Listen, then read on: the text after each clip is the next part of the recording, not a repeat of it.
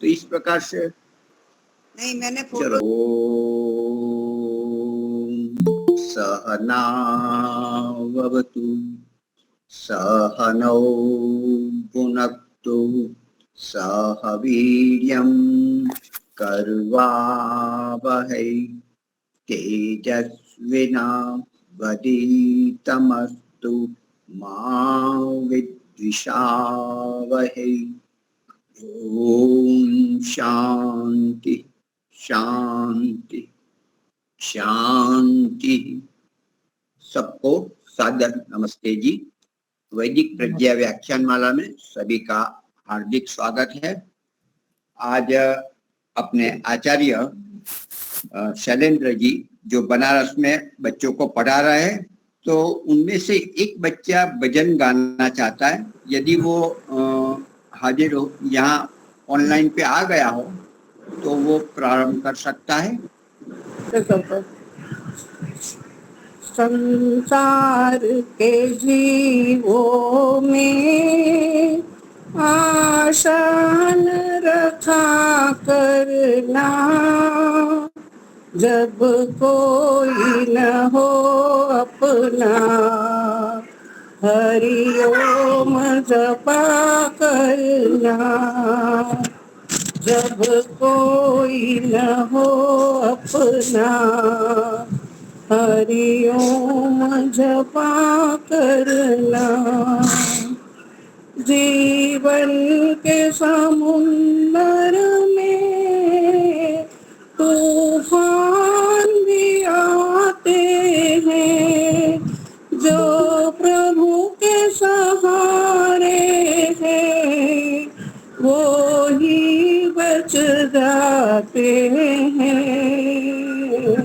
भगवान भी कहते हैं जीवों पे दया करना, जब कोई न हो अपना, हरि ओम जपा करना।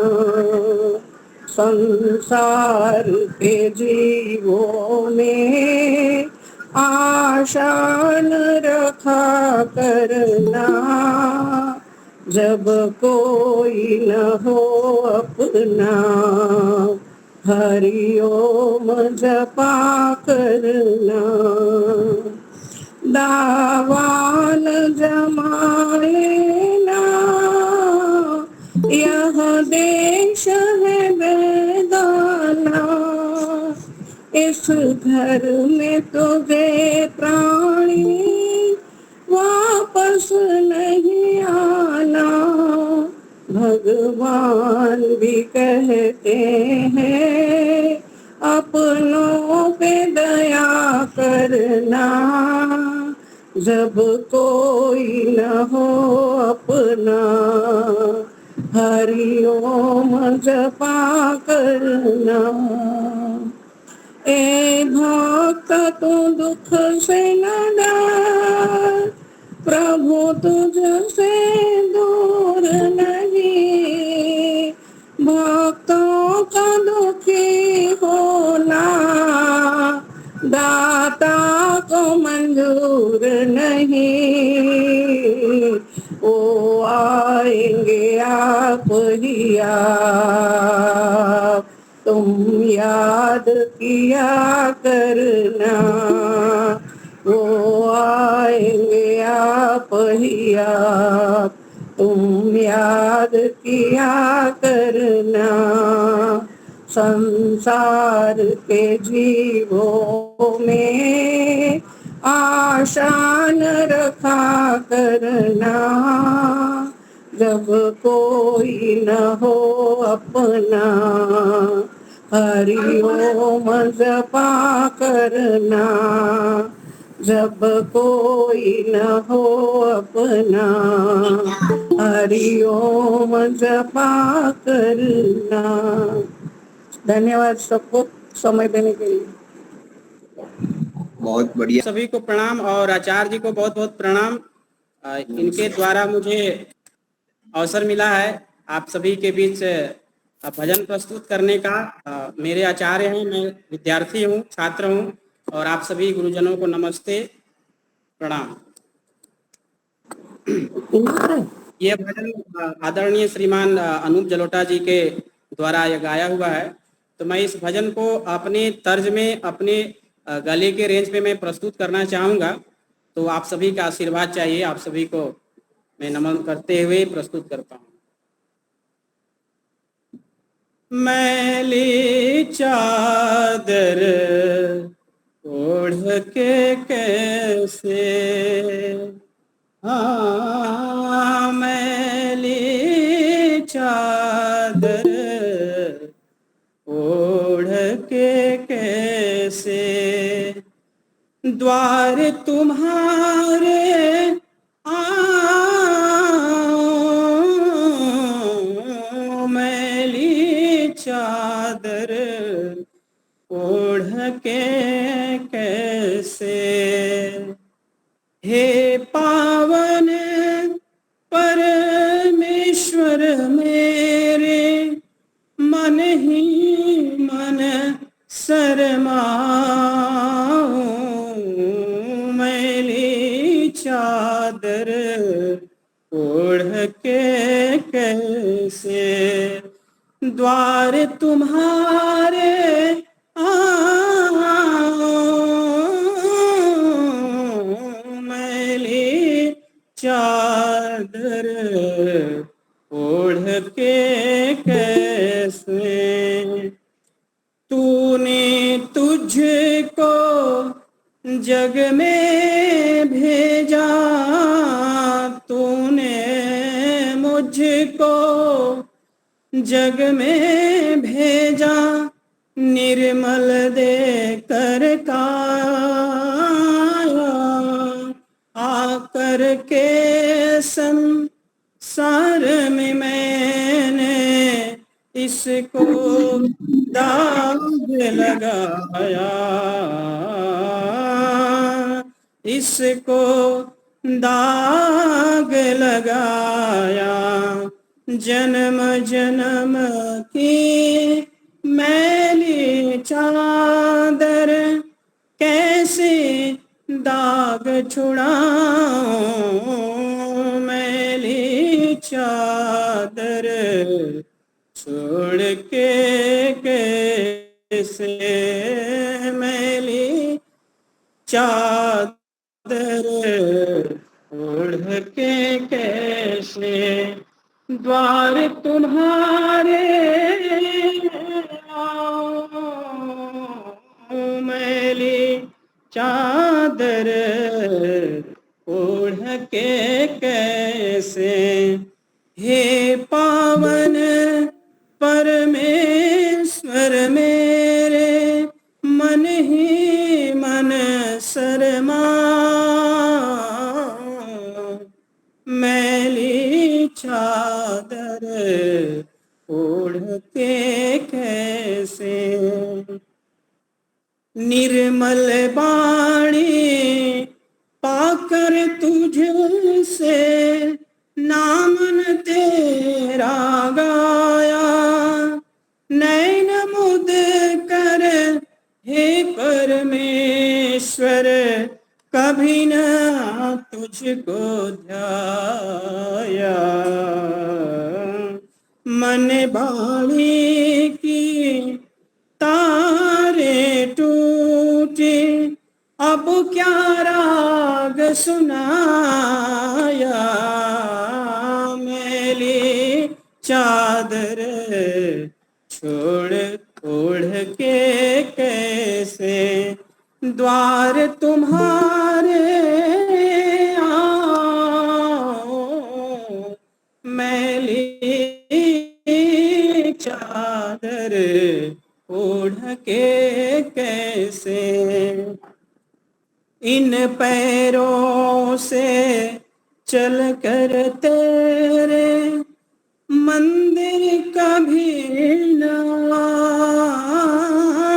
आया, इन पैरों से चल कर तेरे मंदिर कभी न आया, जहाँ जहाँ हो पूजा तेरे, कभी न शीश झुकाया,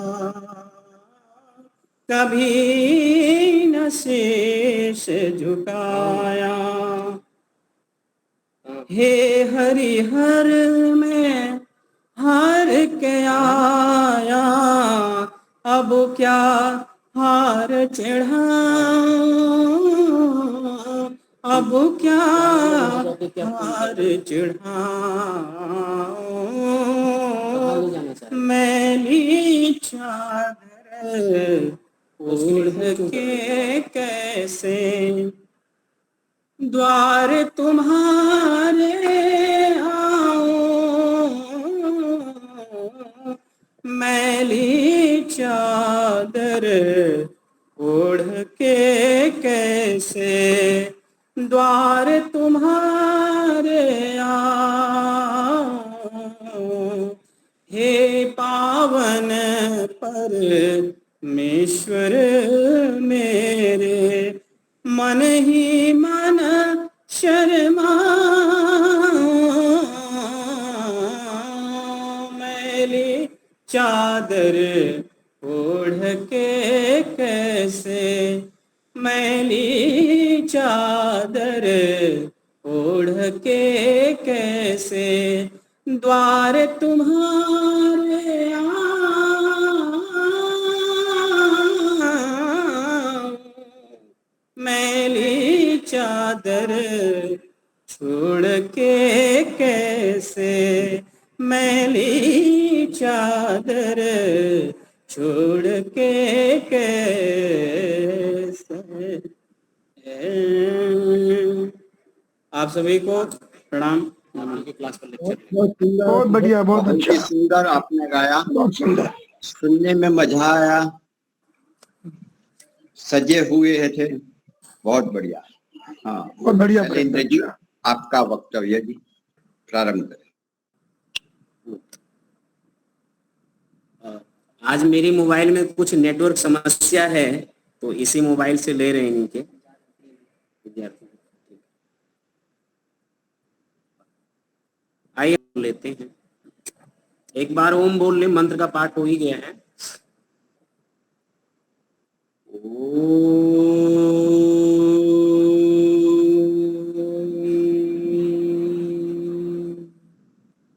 यदं दासुषे त्वम् अग्ने भद्रं करिष्यसि, तवेतत्सत्यमङ्गिरः।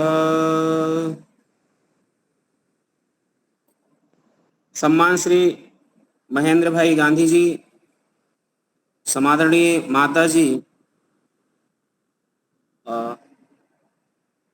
अन्य सभी धर्म प्रेमी सज्जन, भद्र पुरुष, मातृशक्ति,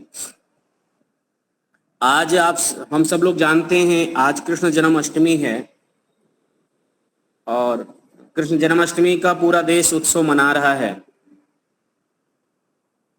जो लोग भी सनातन वैदिक धर्म से प्रेम करने वाले लोग हैं, सब लोग श्री कृष्ण के जन्म उत्सव का अपने अपने तरीके से, अपने रीति रिवाज और अपनी परंपरा के अनुसार इस पर्व को मनाते हैं, इस उत्साह को, जन्म उत्सव को मनाते हैं।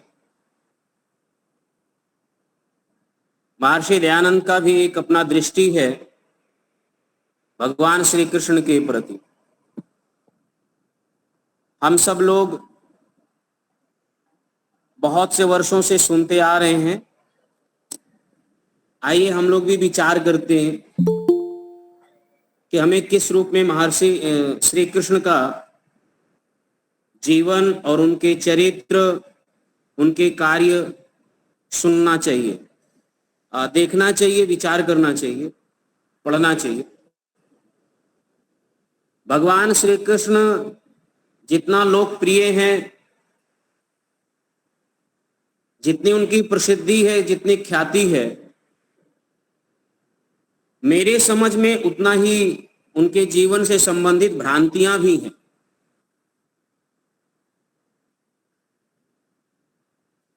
आर्य दृष्टि अथवा वैदिक दृष्टि एक पवित्र दृष्टि है, एक शुद्ध दृष्टि है, तर्क प्रमाण और विचार के आधार पर ही अपनी बात को रखता है।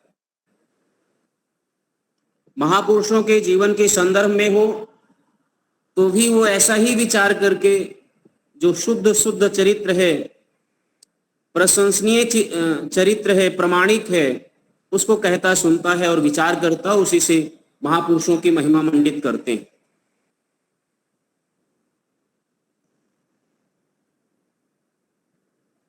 आज के लगभग 5124 वर्ष कलयुग का हुआ है और लगभग उससे 200 वर्ष पूर्व 5124 वर्ष हुआ, उससे 200 वर्ष लगभग पूर्व में, और जब द्वापर का अंत था उसी समय श्री कृष्ण का जन्म हुआ था। एक आतताई राजा हुआ, हम लोग जानते हैं कि कंस नाम है। कंस से समस्त प्रजा उस समय पीड़ित थी, दुखी थी,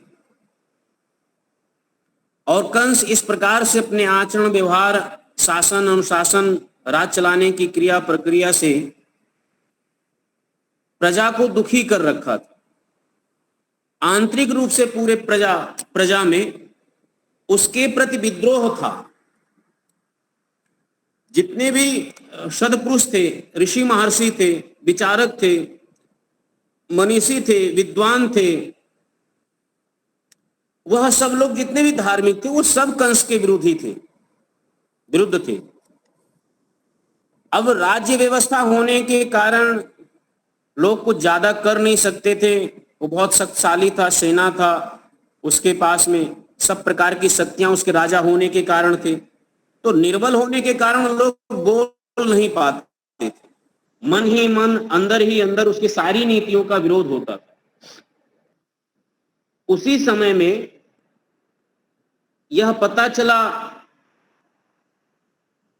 लोग ऐसा कहते हैं कि जब देवकी की विदाई हो रही थी, उसी विदाई में नारद जी ने उनको कहा, भविष्यवाणी किया। अब हमारा भी वैदिक दृष्टि होना चाहिए कि इस भविष्यवाणी को किस दृष्टि से लें, जैसा लोक में प्रचलित है कि क्या वास्तविकता ऐसा कोई भविष्य जाना जा सकता है, अनुमान लगाया जा सकता है, या इसके पीछे भी कोई कूटनीति रहा उस समय, या राजनीति रही जिसके कारण से ऐसा हुआ।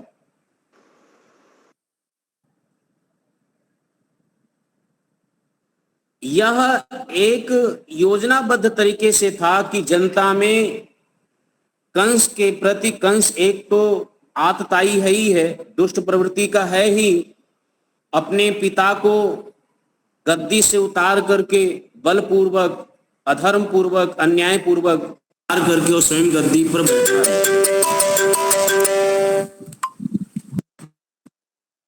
पर बैठा है। तो इसका एक भारी विरोध था। दूसरा, प्रजा संतुष्ट नहीं थी उसके कार्य प्रणाली से। तीसरा, कोई भी ऋषि मुनि, महर्षि, पंडित वर्ग, विद्वान वर्ग कोई संतुष्ट नहीं था उसकी प्रजा, उसे राज्य काज से।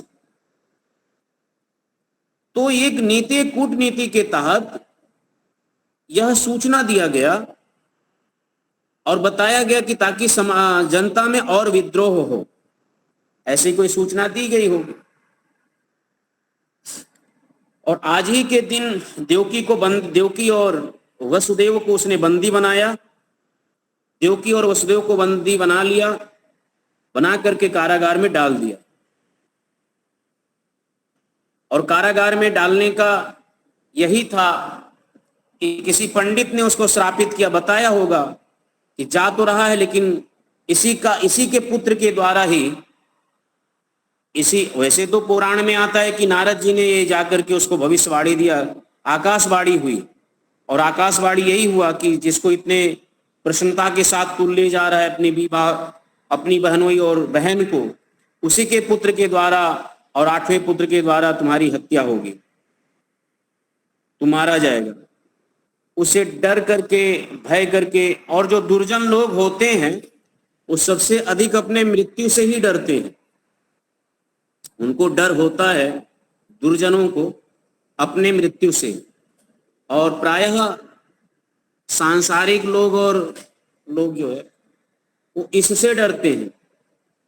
और जो सज्जन पुरुष होते हैं वो अपने जन्म होने से डरते हैं, वो मृत्यु से नहीं डरते। उनका जन्म ना हो वो इससे डरते हैं। और जो दुष्ट और दुर्जन होते हैं वो मृत्यु से डरते हैं। ये बाद में विचार किया जा सकता है डरना किससे। तो रावण दुष्ट, कंस दुष्ट है ही, तो कंस अपने मृत्यु से ही डर रहा है, और डर रहा है तो उसका व्यवस्था कर रहा है कि ऐसी कोई मृत्यु ना हो। तो क्या किया जा सकता है? व्यक्ति डर करके ज्यादा पाप करता है और पाप करते चला जाता है। तो उसमें कारागार हुआ। हम लोग जानते हैं कि जैसे जैसे सूचना मिला, और उसने अपने भांजा ही थे उसके संबंध में, तो जितने भी पैदा हुए वो सारे के सारे भांजा और भांजे ही पैदा हुए। अपनी बहन के पुत्रों को, पुत्रियों को मारना शुरू किया। जब श्री कृष्ण हुए तो पूरी तरह से इसके अत्याचार से कंस के सबके सब दुखी हो गए, और 8वें पुत्र को बचाने का उपक्रम प्रारंभ हुआ। और किसी बात को कवि कहते हैं तो उसको बढ़ा चढ़ा कर कहेंगे साहित्य की ये विधा है। साहित्य की विधा है कि थोड़ी बात को बहुत अच्छे तरीके से, और काव्य की विधा है।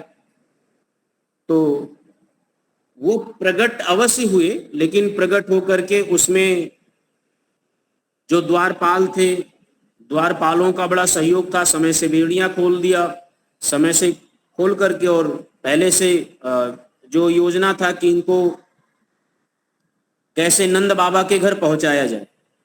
नहीं तो नंद बाबा के घर पहुंचाने का बुद्धिपूर्वक विचार करें, ये कैसे पता हो गया था कि जेल से निकालेंगे तो नंद बाबा के घर ही एक पुत्री हुई है, उसको लाना है और उसको ले जाना है।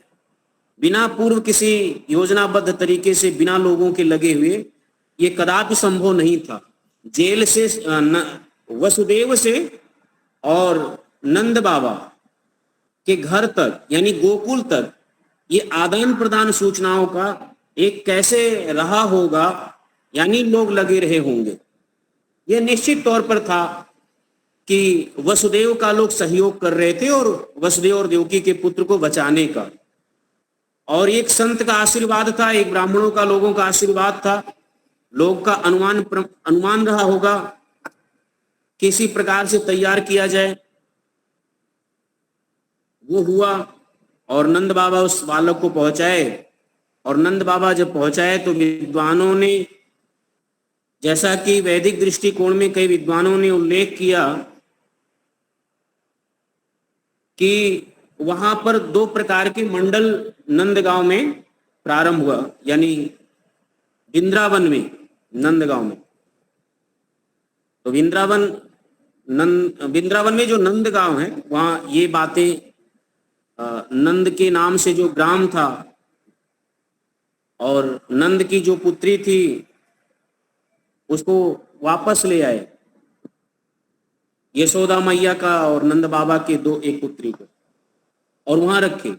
तो जो लोग इनके शुभचिंतक थे वो ऐसा विद्वान बताते हैं कि राधा के नाम से एक मंडल पूरा बनाया, गठित किया, ना कि कोई एक स्त्री, राधा नाम के एक मंडल को गठित किया गया। और वो राधा मंडल जो है वो कार्य करते थे, जो भी एक छोटे छोटे कार्य, उपक्रम या क्रांति हो सकता था वहां रह करके, एक राजा के निगाहों से बचते हुए जो कार्य कर सकते थे वो प्रारंभ किया गया। तो वहां पर इतना ही नहीं, नंदगांव में अस्त्र शस्त्र चलाने का, मल्ल युद्ध का प्रशिक्षण, अस्त्र शस्त्र चलाने का छोटा छोटा प्रशिक्षण, और कंस के दृष्टि से छुपे छुपाए ये सारे बात वहां पर छोटे छोटे बच्चों को सिखाना शुरू किए लोग। अब विचार करिए, क्योंकि एक बहुत बड़े प्रतापी राजा के सामने खड़ा करना है किसी को, तो उसकी तैयारी पूर्व में होनी चाहिए और प्रारंभ में होनी चाहिए। नहीं तो अचानक हम तैयार कर नहीं सकते, अचानक हम खड़ा नहीं कर सकते। तो राधा नाम करके और कृष्ण करके जो मंडल तैयार किया गया, वो एक अलग से तैयार करके और वहां पर लोग प्रशिक्षण देना, योजना बनाना, वो सब प्रारंभ किए। उसमें एक आचार्य थे जिनका नाम था आचार्य गर्ग। आचार्य गर्ग ने ही भगवान श्री कृष्ण का नामकरण संस्कार किया, और वो नामकरण संस्कार जो हुआ कृष्ण का और बलराम का, आचार्य गर्ग ने एक गौशाला में किया है, गौशाला में।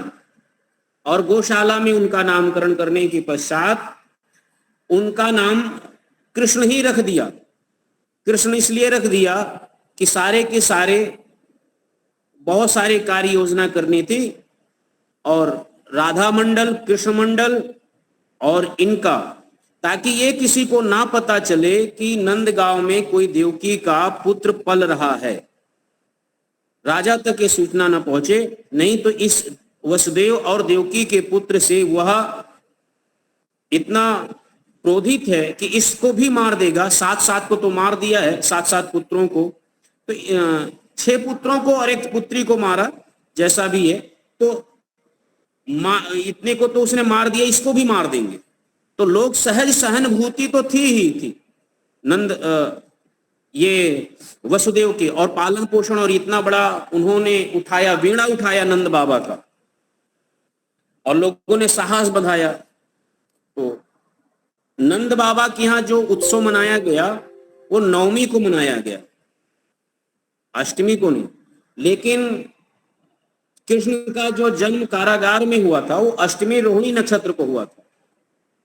और ये जो अष्टमी है, आज अष्टमी भी है और रोहिणी नक्षत्र भी है और बुधवार दिन भी है। और ये ऐतिहासिक बातें हमें अपनी जो पहले के कुछ महाभारत है और रामायण, महाभारत और पुराणों से ही प्राप्त होते हैं। दूसरा कोई उल्लेख नहीं है। जो शास्त्र में लिखे हैं, महाभारत में लिखा है वो महाकाव्य है, या वहां से लिखा मिलता है अथवा पुराणों से मिलता है। तो जो भी रहा हो, जन्म तिथि का तो ठीक है, जैसा भी रहा, जैसा लोग मानते हैं। लेकिन अष्टमी को मानते हैं, ये मानते हैं तो नक्षत्र भी मानना पड़ेगा, और नक्षत्र मानते हैं और तिथि मानते हैं तो दिन भी मानना पड़ेगा। तो जो आज के लगभग 5000 वर्ष से 5000 से पूर्व की पहले, यानी कलयुग से पहले की जो बात थी, लोग बता रहे कि आज भी वही तिथि, वही दिन और वही नक्षत्र, 3 चीजें आज भी हैं। अब भगवान श्री कृष्ण का वहां से प्रकल्प प्रारंभ होता है। वृंदावन में रहने पर यह भी संभव है कि राधा नाम की मंडल भी रहा, राधा नाम की कोई कन्या भी रही हो। लेकिन जो राधा नाम की थी, वास्तविकता पुराणों के आधार पर यह सिद्ध होता है कि राधा नाम की उनकी मामी थी भगवान श्री कृष्ण की। और उत्तर भारत में ये जो आप देखेंगे, उत्तर भारत या दिल्ली के आसपास जिस प्रकार से अपने भारतीय संस्कृति में, वैसे वैदिक संस्कृति में तो जो बड़े भाई की पत्नी होती हैं उनको हम लोग माँ के दृष्टि से देखते हैं, हमारी ये वैदिक दृष्टि है। और इसके पीछे रामचरितमानस का चरित्र है। लक्ष्मण ने सीता को माँ के आदर्श से देखा है, इसी प्रकार से प्रारंभ रहा। लेकिन अभी वर्तमान की बात मैं कर रहा हूं कि वर्तमान में मामी से या भाभी से, बड़े भाई की, थोड़ा विनोद, हास्य विनोद होता रहता है, चलता है ये। लेकिन दृष्टि माँ की ही होती है दोनों के प्रति, चाहे मामी हो और चाहे वो भाभी हो, दोनों के प्रति बड़ी पवित्र भाव दृष्टि रहता ही। अब राधा या मामी हो या मंडल हो, इसमें ज्यादा जाना नहीं है। लेकिन जो परिवेश भगवान श्री कृष्ण के चरित्र और संस्कार का वहां पैदा किया गया वह उल्लेखनीय है। वह हमें समझना चाहिए कि किसी भी बालक के संस्कार को श्रेष्ठ बनाने के लिए श्रेष्ठ सत्संग की जरूरत होती है। सत्संगी, जब तक हम सत्संग बढ़िया नहीं बनाएंगे, वहां का बालक का संग कैसा है, परिवेश कैसा है, वातावरण कैसा है, तब तक बालक का जीवन निर्माण नहीं होता। ये आचार्य गर्ग ने, नंद बाबा ने, राधा मंडल ने और कृष्ण मंडल ने सब बना करके वहां बालकों के उत्तम संस्कार बनाए। और ये हम लोगों को समझना चाहिए, 11 वर्ष की आयु के बाद वृंदावन का भगवान श्री कृष्ण ने छोड़ा है। बचपन में उन्होंने बांसुरी अवश्य बजाई है, लेकिन 11 वर्ष के बाद, 11 वर्ष लगभग 11 वर्ष कुछ दिन या कुछ माह के बाद छोड़ दिया है। उसके बाद उन्होंने कभी भी बांसुरी नहीं बजाई है 11 वर्ष के बाद। और 11 वर्ष में इतना दृढ़ संस्कार दे दिया गया धर्म के प्रति, इतनी सजगता कि कृष्ण ने गीता में स्वयं कहा, यदा यदा धर्मस्य ग्लानिर्भवति। और इसका स्वामी दयानंद जी ने इस श्लोक का जो व्याख्या किया कि हर कोई महापुरुष का यह संकल्प होता है कि जब जब हानि होगी, धर्म की ग्लानि होगी, तब तब मैं जन्म लूंगा।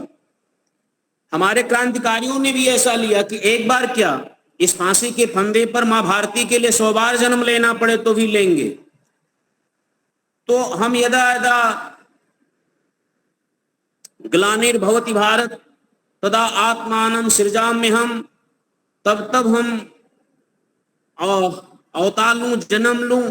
इसके पीछे एक भाव है, और ये भाव संस्कार बचपन में ही डाल दिया गया। आगे जाकर के भगवान श्री कृष्ण ने इसकी अभिव्यक्ति की है। और 11 वर्ष की आयु के बाद जब वो आते हैं तो एक मल्ल युद्ध रखा जाता है, और मल्ल युद्ध में कंस के पास जितने पहलवान थे या कंस के पास जितने बल थे या जितने जो मल्ल युद्ध होता है, उस मल्ल युद्ध में जो दांव पेच होता है वो खेल होता है। जो श्रेष्ठ लोग मल्ल युद्ध के निष्णांत थे, शस्त्रों के जो निष्णांत थे, वो लोग जानते थे कि इनको परास्त करना हो तो मल्ल युद्ध की कौन सी क्रिया बच्चों को सिखा दी जाए कि वो जा करके वहां पर विजय प्राप्त करे। और ये जो मल्ल युद्ध में चाणू और मुष्टिका नाम करके पहलवान थे, इन सब पहलवानों को चूर्ण नाम करके और मुष्टिका नाम और आदि नामों करके और कुलियापीड़ नामक हाथी और सबके मारने के लिए वो समझते थे कृष्ण क्या, कंस क्या क्या कर सकता और कृष्ण इससे कैसे निपट सकते हैं। पूरी व्यवस्था उन लोगों ने नीति पूर्वक बालकों को और बालकों के साथ जितने लोग यहाँ वृंदावन वाले लोग थे, गोकुल के लोग थे, वो सब लोग भगवान श्री कृष्ण के साथ गए उस मल्ल युद्ध में। पहलवानों को धूल चटाई और धूल ही नहीं चटाई, सीने पर सवार होकर के मारा। और यहां तक जाकर के उसके आसपास के लोग सब विद्रोही हो चुके थे। कंस का कोई साथ देने वाला नहीं था, उसके राज दरबार में उसके अत्याचार से पीड़ित थे। इसीलिए कृष्ण को अवसर प्राप्त हो गया और अकेला जाकर के और सिंहासन पर बैठे उसके चोटी को पकड़ के घसीट करके ला करके पटक कर सीने पर चढ़ करके मार दी। अब हम लोग ये सोचते होंगे कि भाई ये कैसे संभव है कि 11 साल का बच्चा और इतने बड़े बड़े पहलवानों को मार दे। तो आप देखिए कि अभी जो बच्चे मार्शल आर्ट, जूडो, कराटे, पता नहीं कितना कितना न्यूनतम सीखते हैं, वो बहुत छोटे छोटे आयु के होते हैं। अभी चीन के बहुत सारे ऐसे जो हैं, इतने तकनीक निकल गया है, इतने नस नाड़ियों को दबाने की प्रक्रिया जानते हैं कि आपको टच मात्र कर दें आप बेहोश हो जाएंगे, आपको छू लें और आप बेहोश हो जाएंगे। तो उस समय युद्ध और युद्ध में निष्णांत विद्वानों के द्वारा तैयार किया हुआ, नाड़ी वैद्यों के द्वारा तैयार किया हुआ कि बड़े से बड़े पहलवान को कौन सी नाड़ी पर कौन सा दबाव देने पर मर जाएंगे, यह सब श्री कृष्ण जानते थे और उनको 11 वर्ष की आयु में ही सिखा दिया गया था। इसमें कोई ऐसा नहीं कि इसके लिए बहुत अवतार लेने का जैसा घोषित करते हैं, अवतार लेने के, या कहते हैं कि ये संभव नहीं है एक बालक के लिए। सब संभव है। आज की तकनीकी आप देखें, आत्मरक्षा के जितने तकनीक हैं, छोटे छोटे बच्चों को सिखा दिए जाते हैं, दुबले पतले से रहते हैं, वो बड़े बड़े से पहलवानों को धराशाही कर देते हैं। तो कृष्ण के लिए असंभव नहीं था उस समय, ये संभव था। और अब इसके बाद जब कंस का मर्दन कर दिया और कंस मारा गया, और उसके बाद वहां पर चाहते तो गद्दी पर बैठ जाते, लेकिन भगवान श्री कृष्ण धर्मयुक्त, योगेश्वर श्री कृष्ण धर्मयुक्त विचार किया, और धर्मयुक्त विचार करने के पश्चात उन्होंने अपने नाना श्री उग्रसेन बिठाया, नाना श्री को अपनी गद्दी पर बिठाया। अब पूरा हम तो ये विचार करते हैं कि कृष्ण का पूरा जीवन अभी हम लोग थोड़ा थोड़ा समझेंगे, लेकिन कहीं पर उन्होंने अपना स्वयं राजगद्दी पर नहीं बैठा है। जहां जहां अयोग्य लोग गद्दी पर बैठे थे सबको उतारा, बहुत सारा युद्ध किया है। भगवान श्री कृष्ण की पूरी आयु लगभग 125 वर्ष इस धरती पर उनकी उस शरीर में वो रहे जब जन्म लिए। 11 वर्ष की आयु निकाल दीजिए जो बालकाल बचा, बाकी 112 वर्ष की आयु पूरा जीवन उन्होंने धर्म की स्थापना के लिए, धर्म के लिए, नीति के लिए और अपनी संस्कृति के लिए ही लड़ते रहे। पूरा जीवन पढ़ करके देखिए। हम उनके 112 वर्ष के जीवन काल का वृतांत नहीं सुनते, लेकिन जो 11 वर्ष का जीवन काल है उसका वृतांत ज्यादा सुनते।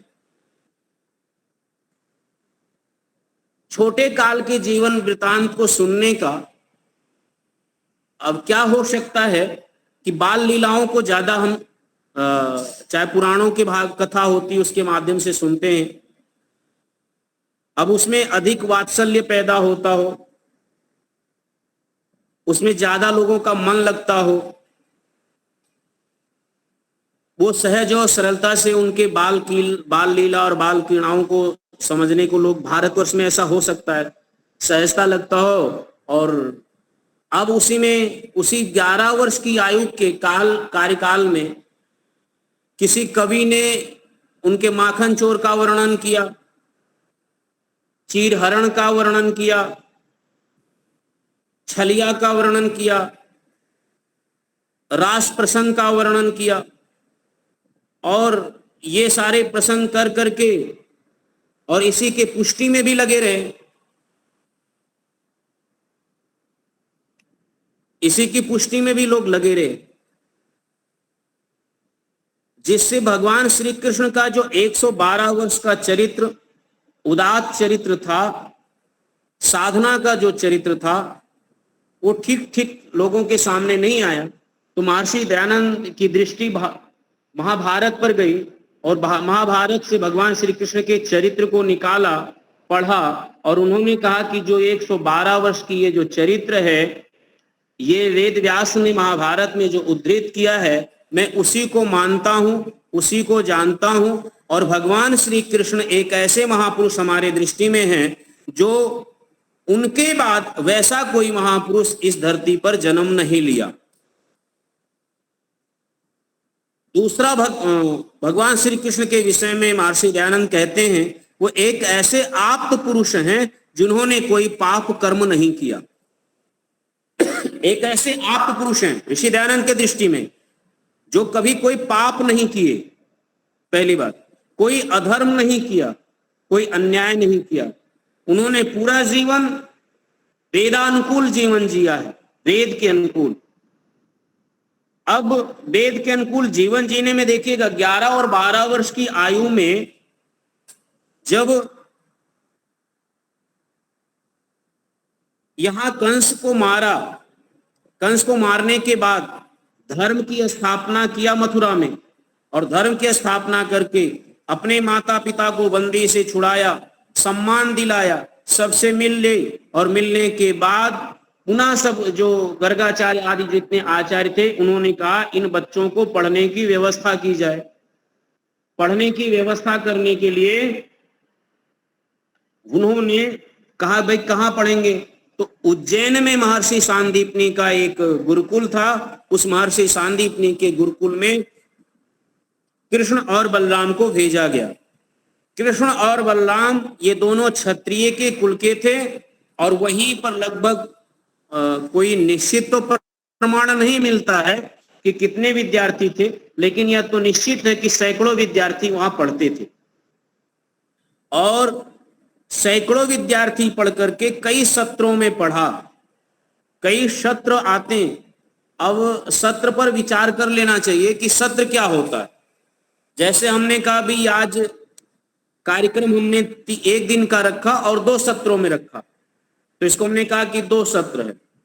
सत्र का अर्थ कार्य के दृष्टि से भी होता है और सत्र का अर्थ काल के दृष्टि से भी होता है। यह भी समझिए, कार्य के दृष्टि से सत्र और काल के दृष्टि से भी सत्र होता है और वर्ष के दृष्टि से, वर्ष में काल के दृष्टि में ही आ जाएगा। जैसे बहुत सारा यज्ञ होता है 15 दिन का, 15 दिन का एक सत्र यज्ञ हो गया वो। और कुछ सत्र, कुछ यज्ञ 1 महीने का रखा जाता है, उसको कहते हैं कि एक सत्र का यज्ञ रखा गया। और कुछ 1 वर्ष का यज्ञ रखा जाता है, अनुष्ठान लगातार चलते हैं स्वाध्याय के, उसको भी कहते हैं एक सत्र हो गया। तो कभी कभी कार्य के दृष्टि से, काल के दृष्टि से सत्र का एक नाम दिया जाता है, उसमें उसको पढ़ा दी। आज को इस भाषा में समझा जाए तो उसको हम पहले लोग पढ़ते थे, BA करते थे, आज सेमेस्टर वाइज हो गया। 2 महीने का एक सेमेस्टर होता है, आप अपना पढ़ लीजिए फिर परीक्षा दे लीजिए। तो बच्चे भी देते हैं सेमेस्टर वाइज। पहले वर्ष में था अर्धवार्षिक, मासिक, ऐसे। तो भगवान श्री कृष्ण ने 2 सत्रों में पूरी शिक्षा प्राप्त किया। यदि 2 सत्र कहा जाए तो उन्होंने वेद वेदांत जो अध्ययन किया वो 12 वर्ष में पूरा गुरुकुल में अध्ययन करके पढ़ाई किया, लगभग 2 सत्रों में 6-6 वर्ष के। और इसी को 2 वर्ष क्या किया कि 2 वर्ष पौराणिक जगत में दृष्टि हो गई कि 2 साल में वेद वेदांत सारी शिक्षाएं प्राप्त कर ली। क्यों? मैं इसलिए कह रहा हूं कि 11 वर्ष की आयु में लगभग भगवान श्री कृष्ण ने कंस को मारा है, उसके बाद पढ़ने गए हैं। पढ़ करके जब गुरुकुल से निकले तो उनकी आयु 25 वर्ष की थी। और 25 वर्ष के निकलने के बाद एक उसी गुरुकुल के पास में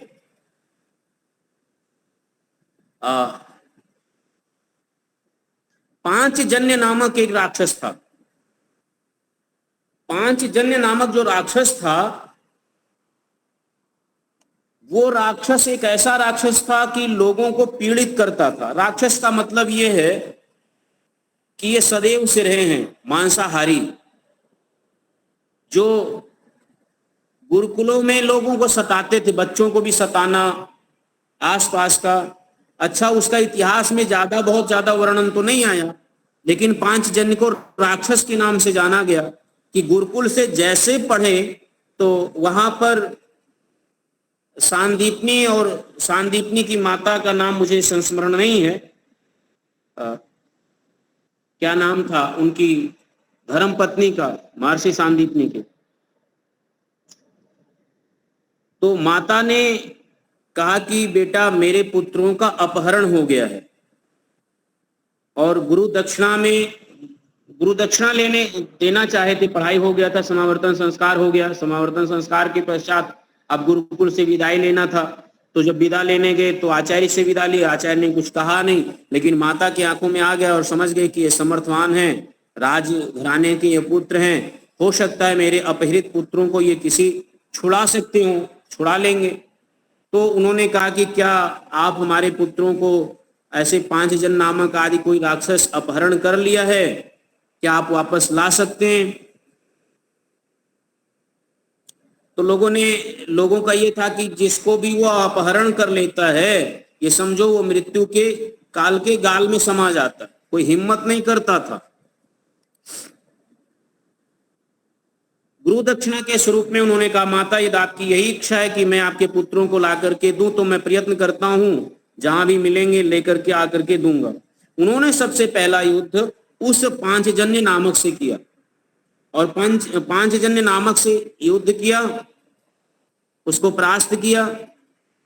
परास्त करने के बाद उन्होंने पूछा कि ये हमारे गुरु के पुत्र कहाँ हैं।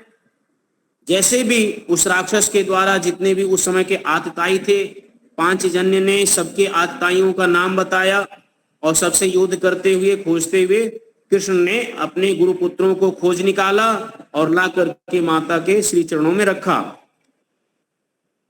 बताया कि देखिए बहुत प्रसन्न हुए, पुनः आशीर्वाद लिए और महर्षि सांदीपनि बहुत प्रसन्न हुए और आशीर्वाद दिए अन्य कि इसी प्रकार से धर्म का, वैदिक संस्कृति का और अपनी संस्कृति का आप पुनः स्थापना करिए। उन्होंने पुनः स्थापना की। अब भगवान श्री कृष्ण ने जो विद्या प्राप्त किया, युद्ध विद्या प्राप्त किया और समावर्तन संस्कार के पश्चात वहां पर दो लोग थे। एक कृष्ण के मित्र का नाम हम लोग सुनते हैं, सुदामा नाम है। माता ने सुदामा को आशीर्वाद दिया कि जाओ तुम ब्राह्मण धर्म का कार्य करो, शिक्षा और भिक्षा का। सुदामा ने दो अपनाया, शिक्षा और भिक्षा। ब्राह्मण का कार्य ही था शिक्षा देना। और कृष्ण को जब उनका समावर्तन संस्कार हुआ तो उनको छात्र धर्म का मिला कि आप क्षत्रिय कार्य ही करेंगे। और क्षत्रिय कार्य करते हुए वो समाज के लिए निकले और समाज को निकलने के बाद अब वो प्रारंभ करते हैं युद्ध में। तो कंस को मारने के बाद, कंस जो है वो जरासंध का दामाद था, आप सबको पता होना चाहिए। तो जरासंध कंस का, ऐसे कंस और जरासंध में जो संबंध थे वो संबंध ही था। और जरासंध का इतिहास ये भी है कि वह एक आतताई था और इसी प्रकार से आतताई होने के कारण कई बार जरासंध का और श्री कृष्ण का युद्ध हुआ। लोग बताते हैं लगभग 16 बार हुआ, तो मुझे तो 16 बार हुआ या अन्य कितनी भी बार हुआ हो जरासंध के साथ युद्ध, लेकिन जरासंध एक ऐसा प्रतापी था कि वो अन्य कभी भी वो युद्ध हारा ही नहीं था, कभी युद्ध हारा नहीं था। जरासंध के साथ इतने बार युद्ध करने के बाद हर बार पछाड़ा है, लेकिन वो युद्ध में हारते हुए बच निकलता था और भाग जाता था रण छोड़ करके। एक बार आता है कि श्री कृष्ण युद्ध में हारते हुए पीछे भाग गए, चले गए थे। अब जो भी रहा हो, लेकिन उन्होंने कई बार जरासंध को मुकाबला किया। बाल्यावस्था में उनके पास कोई बहुत बड़ी सेना नहीं थी उनके पास में तब तक, क्योंकि गुरुकुल से पढ़ करके निकले थे। जब तक गुरुकुल में पढ़े थे तब तक सांदीपनि के संरक्षण में थे, गुरुकुल के संरक्षण पर थे। और गुरुकुल कोई एक राजा महाराजा संरक्षण नहीं देता था। गुरुकुल को संरक्षण देने के लिए लगभग में उसके प्रति उसकी अपनी आचार संहिता स्वयं की होती थी। उसको गुरुकुल को संरक्षण देने के लिए कई राजाएं महाराजाएं रहते थे। यदि गुरुकुल में कोई लड़का हो गया तो गुरुकुल किसी का न शत्रु होता था और गुरुकुल की शिक्षा प्रणाली न किसी का दुश्मन होता था। किसी राजघराने का बच्चा यदि गुरुकुल में पढ़ने चला गया है, जब तक वो गुरुकुल में पढ़ रहा है तब तक वो गुरुकुल का ब्रह्मचारी है। कोई राजा किसी गुरुकुल पर आक्रमण नहीं कर सकता था वैदिक काल में, और न ही इतिहास में ऐसा कोई मिलता है कि गुरुकुल के ऊपर कोई आक्रमण किया हो। जरासंध इतना भी याद आई था, लेकिन उसने जानते कि श्री कृष्ण यहाँ पढ़